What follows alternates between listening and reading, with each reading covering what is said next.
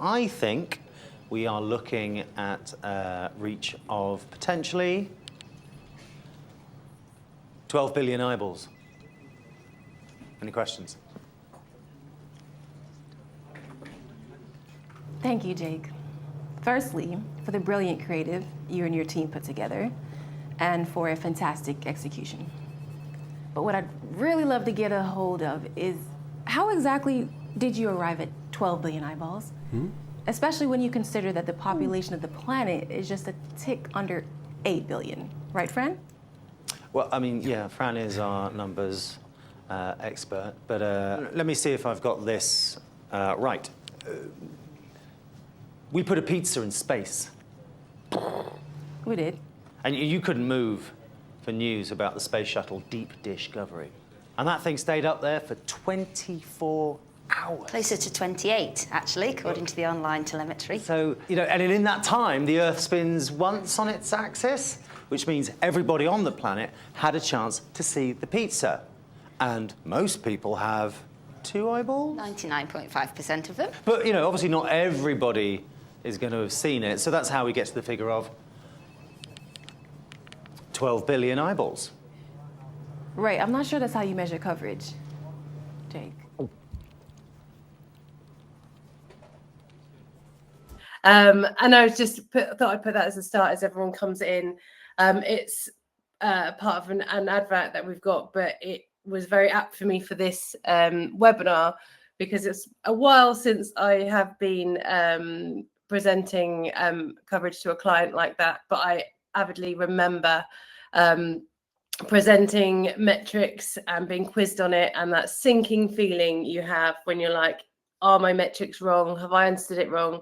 Have I not grasped it properly? And I guess that's what today's webinar is about. At CoverageBook, we're trying to stop that sort of feeling in the meeting room. And part one of it is helping to give you more realistic metrics, such as estimated views.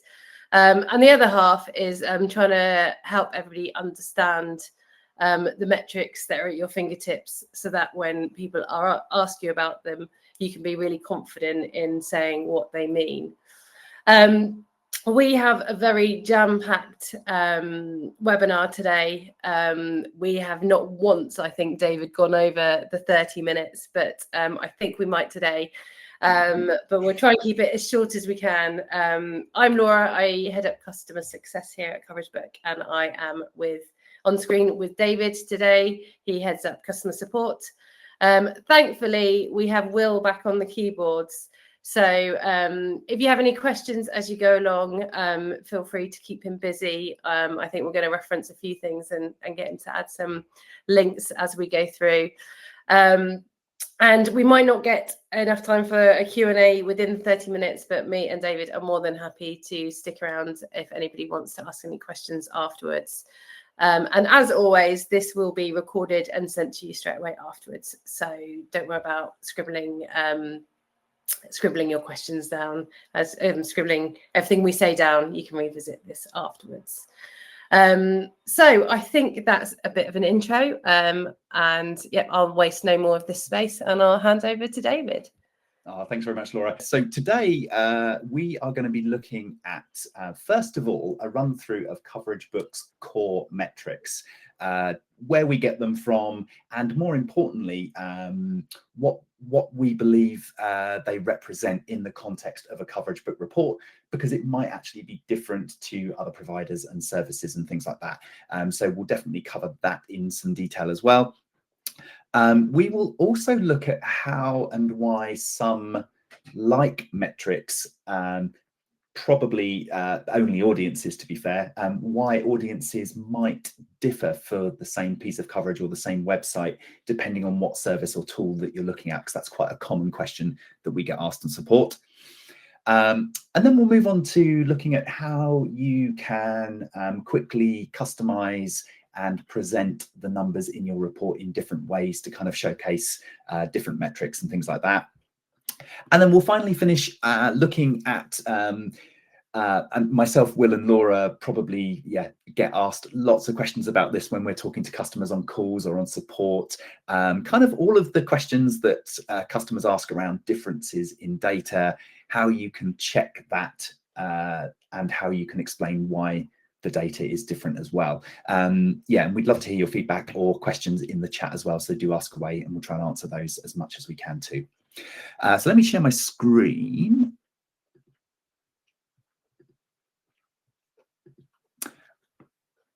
Okay, great. So hopefully you can all see my screen now. Just going to quickly check, make sure everyone can hear me. Yeah. Hello, everyone. Cool. So let's start off by looking at something like an online article. Now, we collect 5 core metrics, and that is domain authority, which you could proxy as a quality score, also unique monthly visits as audience, and then down on the right-hand side, we collect views, engagements, and the 5th core metric is links. I'm not going to talk too much about backlinks in this particular session because we're going to just focus on kind of views, engagements, and audiences, but do get in touch if you want to find out more about how to add backlinks and search for those. So those are the 5 core metrics that we collect for something like online coverage. It really will vary depending on the platform. So we also support coverage from YouTube, Instagram, TikTok, X, Spotify, Twitch, Facebook, and LinkedIn. And you will see different metrics depending on the platform that you're adding. So just a quick overview here. If you add something like a YouTube link, you'll see video subscribers. We'll collect actual video views and also engagements, likes, comments, shares, reactions, etc. That's probably the main difference between online and social, is that for social, where possible, we'll collect actual audiences from the platform and also actual views. Where this isn't possible, we will estimate views. So for something like Instagram, we'll still give you a view metric that you can use there. Now, we like to split the metrics into 2, really. So anything that you see in the grey area above the clip image here, this will relate specifically to the publication or the social media outlet or account. And it's really designed as an overview of that outlet. So the first metric that we collect is domain authority. This comes from moz.com. It's a score from between 0 and 100, with 100 being the best. And it's kind of a way that you can benchmark websites in terms of their online influence or popularity potentially. So the higher the number, the more likely that this website has more content, it has more links, and it's likely to feature higher up in things like search rankings. So it's a really good way to kind of judge the quality of a publication based on that criteria.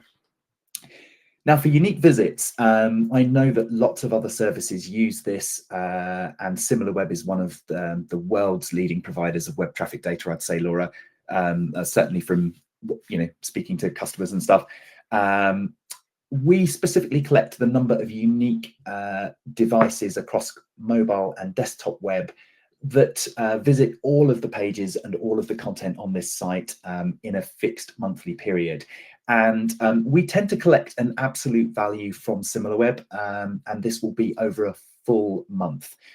In order to do that, it does mean that we normally pull the data from a month prior to when you add the coverage to ensure that we have that full month's data available for you. And then down on the right hand side, this is these are the really good metrics. These are the ones that kind of really point towards the piece of coverage itself. So anything you see down on the right hand side will be like views, engagements, and these specifically relate to the coverage, as I mentioned.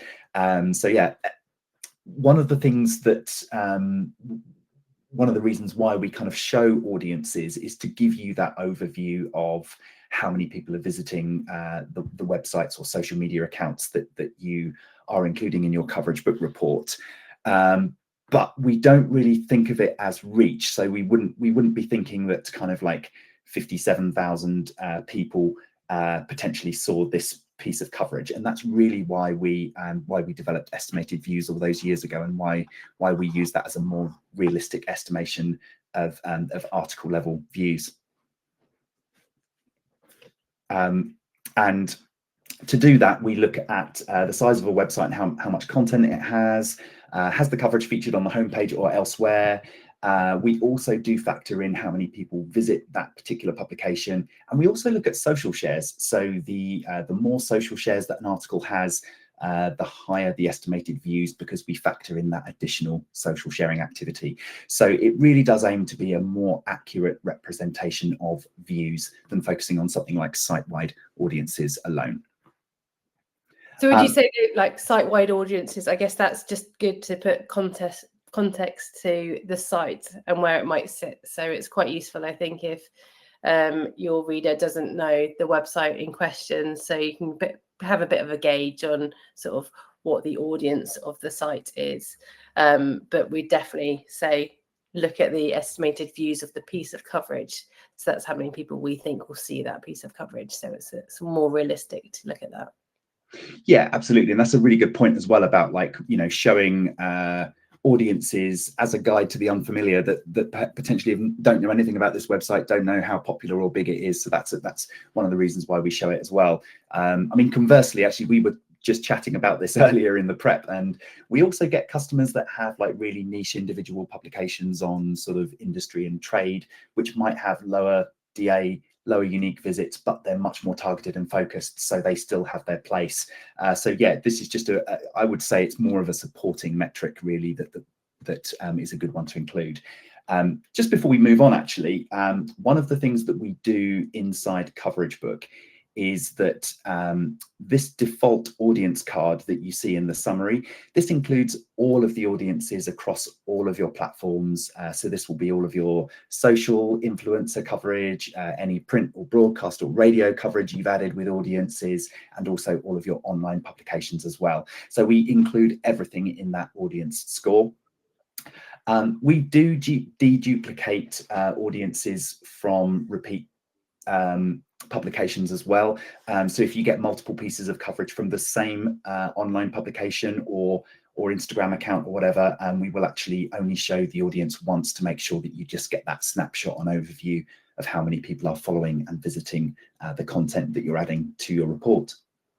So just as a top line then, so audience is that similar web figure, so the potential audience of that whole site, and audience is followers, again, to the whole account. So audience is always the sum of that grey box, and estimated views is how many people we think have seen the coverage. Yeah, absolutely. And yeah, as Laura mentioned as well, like things like views and engagements and anything else, we add all of the numbers up for every single piece of coverage, so it is more representative of the coverage than just focusing on that audience number as well.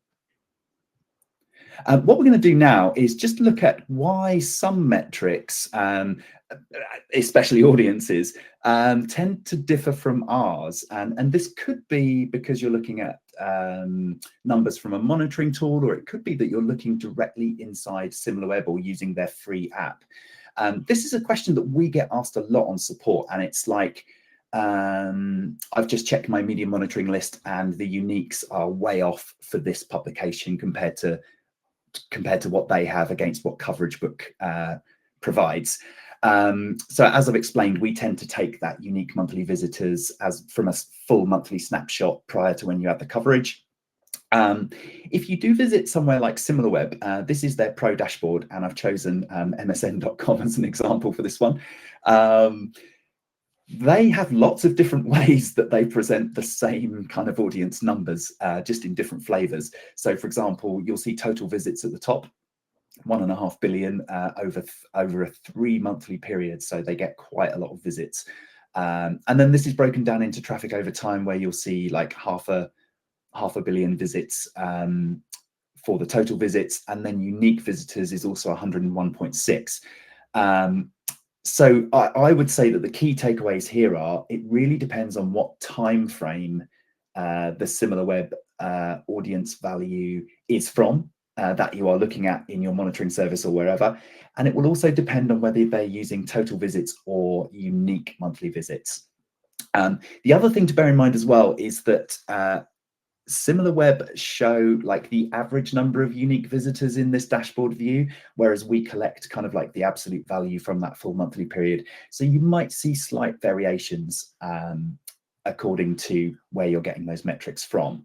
And again, if you're looking at the free version of SimilarWeb, I think that they only show total visits when you search up a website online.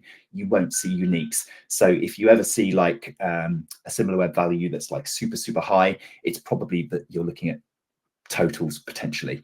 So yeah, to recap on that, like, do have a check. If you have access to support or help from your monitoring service or whatever, maybe check in with them and find out kind of how they're measuring that audience value over what time frame. Is it totals? Is it uniques? Is it an average? And that might help you to explain why the numbers are different to CoverageBook. I think that's really handy, having those questions to ask, because I know a lot of time it's just like, well, it's unique visits from SimilarWeb, so it should be the same. But when you've broken it down like this, you can see how just those slight tweaks in, is it average over 3 months or is it the last month?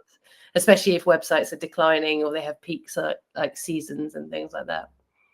Yeah, absolutely. So yes, there's just like lots of different ways to present data even from one source. Even from one source.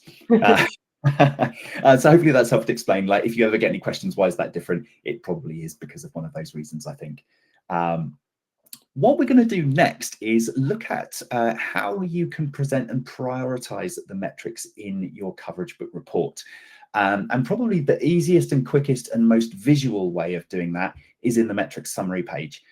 So by default, we will show views, engagements, audience, pieces of coverage, domain authority, and backlinks if you've got any searched.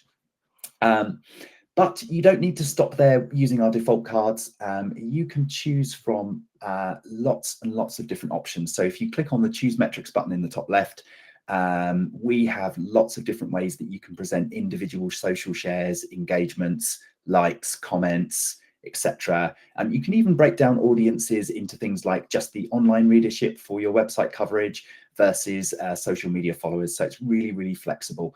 You can just add a card really quickly by clicking on it or clicking off it.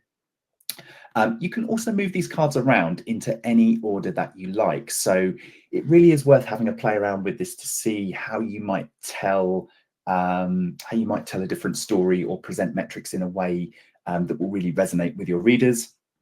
And don't forget as well that you can add custom cards to your report too. So if you hit the Add Custom Cards area at the top, any other numbers that we don't provide but you want to include, I mean, it could be anything from like newsletter subscribers to how much funding you received, or potentially how many attendees you had at your conference or whatever, you can include it in these cards, and it really does add that extra context outside of just looking at raw numbers alone. I could probably do a whole webinar on this, so I'll only interject a little bit. But I think some of the coolest reports I see do use these custom cards really well to tell a story, like 3 events and then this many pieces of coverage, this many attitudes changed, and just pull in data from everywhere. But I won't do the whole webinar on that. But there is one bit I wanted to highlight on this. And I find this is quite useful for people that are wanting to move over from those sort of like bigger audience figures, and you want to move over to estimated views. But there's actually an education to be done with your client or with your report readers that we're moving over from these bigger numbers to these smaller, realistic ones.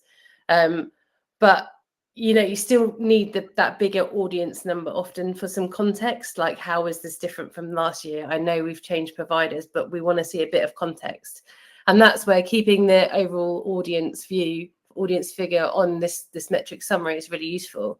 But making sure the estimated views is at the top. So you're speaking more about estimated views.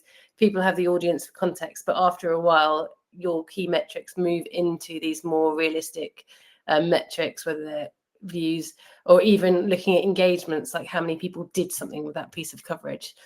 So it's a really good way of being able to like take your readers on that journey. Yeah, absolutely. Yeah, maybe we'll do a webinar on that at some point in the future, because that'll be a really good one. Yeah, I think for sure. I'll write it down. The other thing that you can do as well, and I'll just super quickly touch on this because of time, but in addition to presenting numbers in this metric summary, you can also use custom slides. So if you hit the green plus add button in the top left, and hit add slides. You have the option of importing a PowerPoint slide or something of your own, or you can create a slide using our builder feature. We've got 6 different pre-formatted layouts to choose from. This can be a really good way to bring extra information and context into your report that kind of supplements the numbers as well. I've actually seen some customers will give a little written explanation of what the metrics mean and how they're calculated and things, so that there's no confusion with your report readers. That's certainly something that you could do. So yeah, do have a play around with that. The other thing that I'll mention is coverage impact. So we have a free tool that we've designed that you can access via the free tools link in CoverageBook. If you could pop that in the chat, Will, that'd be great. We've got some great free tools here, including Coverage Impact. This will allow you to basically build a coverage timeline chart. You can plot other data and metrics across the top, and it's a really good visual way of presenting numbers in a different way than just the raw numbers alone. So do have a play around with that, and if you've got any questions, get in touch with us and we'll be happy to help. So I'm going to move on now to some of the common support questions around the differences in data and how you can spot the issues before sharing your reports. And I know that the 3 of us, when we've been chatting with customers, you sometimes get asked, oh, I shared a report with my client and they had a few questions about the numbers. This might help you to just give a quick check of your reports before you send them to make sure there's nothing kind of really obvious or odd going on. So one of the things that I would recommend that you do actually from the very start as well is, if you do get your coverage from something like a media monitoring service or from a PR agency or from anywhere else that kind of sends you a list of links, it's always worth sense checking those links before you upload them to CoverageBook, because you might find that some of them are no longer available, or they're irrelevant, or there may be something else wrong with that particular link and you don't want to include it. The main benefit of doing this as well is that you end up with a really clean kind of CoverageBook workspace that really can act as like a source of truth for your coverage, because everything that you've added is kind of handpicked and curated, and you know that it's good and you know that it should be there. It really does help you to evaluate and also look at reports side by side later on as well. So I would recommend that you do that. I think one of the issues, David, we were talking about earlier is if you've got a link that is no longer there, sometimes it redirects to the homepage. And if it redirects to the homepage, then that really throws a lot of your metrics off. And that's commonly when like we'll say, oh, it's because there's a homepage link in there. The customer might say, I've never put a homepage link in there, but no, it just got redirected to it. And that's often where we find some of the sort of the issues in gathering the data. Yeah, absolutely. And I've done that as a bit of an example here, actually. So this is that exact same report that we were looking at earlier with like an 85K audience.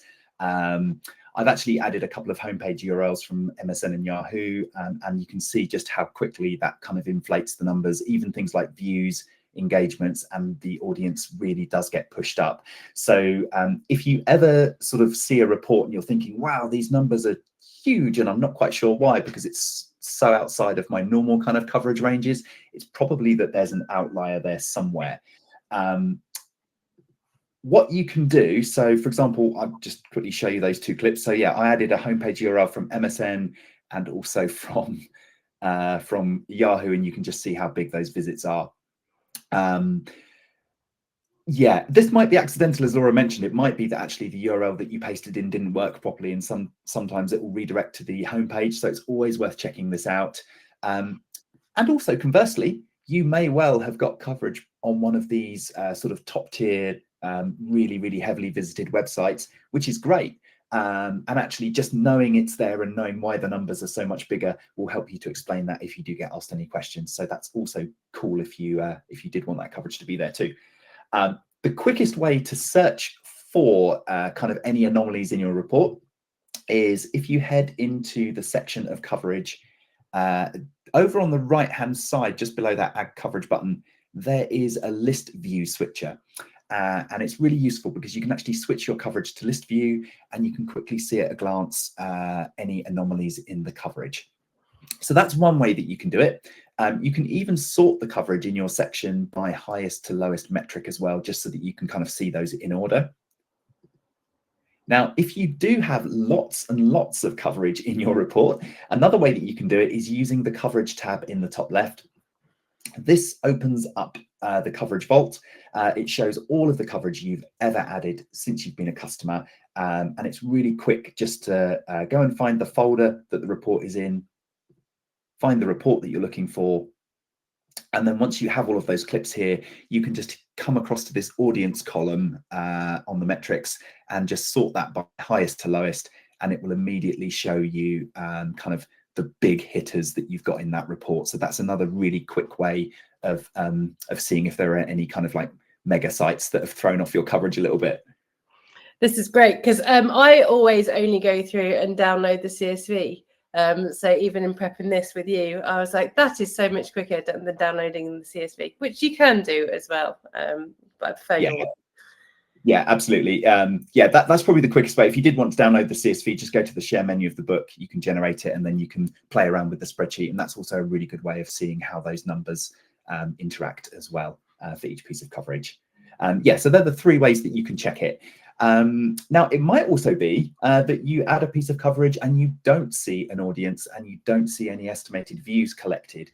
That could be deliberate. And one of the reasons we do that is that there are a bunch of websites where it just doesn't make sense to report on their audiences because it's something like medium.com that has loads of different publishers on that platform.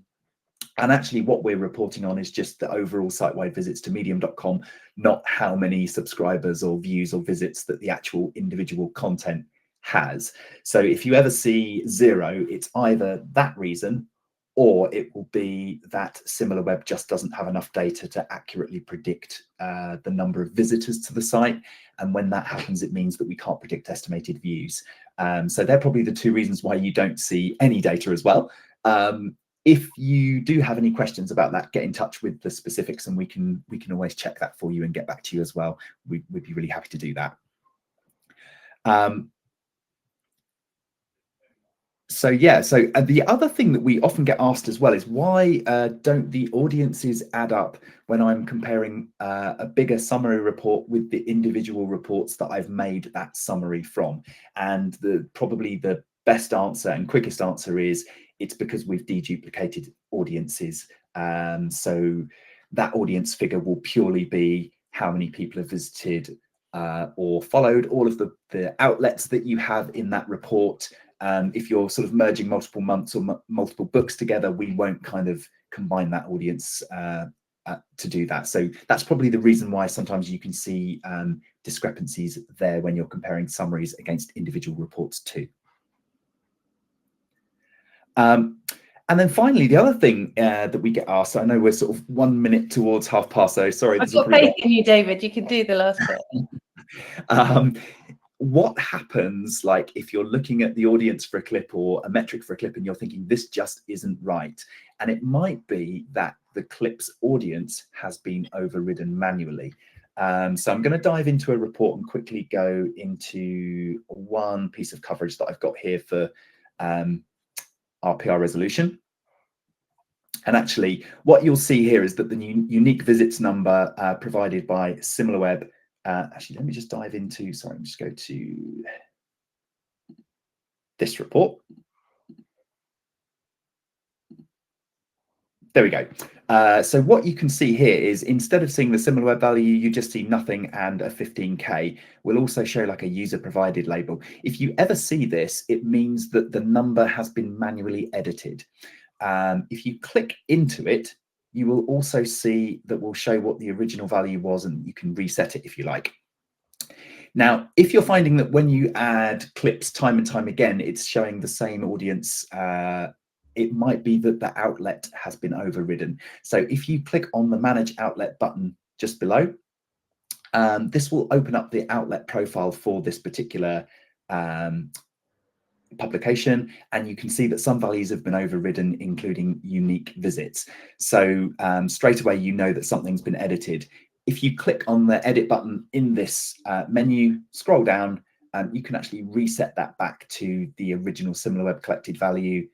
hit save, and it will make sure you'll see the little lightning bolt auto collected. Any new coverage that you add from that site will collect automated values in future. So yeah, that's one way that you can also troubleshoot where a number doesn't look quite right. It might have been overridden, and that's how you can sort of reset it back to default values as well. And there's lots that you can do about outlets. I won't go into all the details here. The other place that you can find outlets is if you click on the coverage tab in the top left.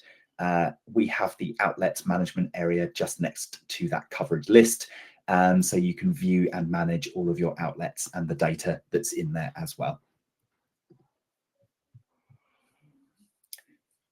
And I think that's pretty much it, like for kind of looking at CoverageBook. The other question that we do get asked is, my client's older report from some years ago seems to have much higher stats versus this year. Why is that, and how can I respond? We also get asked this question if there's like a report with 60 pieces of coverage in it versus 200. Why is one bigger than the other? And I'll probably answer that it's a few pieces of coverage that have really high audiences, views and engagements that are in one of those reports. But certainly when you're comparing reports year on year, it really does vary. And like, it could just be a change in something like social shares. As an example, X as a platform a few years ago, before the changes and stuff that happened on that platform, we used to see a lot of online coverage get more X shares than it does now, as PR has sort of moved away from that platform a little bit, perhaps, or perhaps it's just not as widely used as it was before. So it might also be that older reports generated higher views, and that's just not the case in 2025. So that could also be a reason. Yeah, I think it's worth sort of like looking at like the media landscape. Like obviously you've got AI models now that like you Google something and people are getting their answers in that AI overview. So I know a lot of websites are finding that they're having less traffic because people are getting their answers there and not having to go. So it's also worth looking at the media landscape, you know, the publications where you're getting the coverage from, are they maybe declining?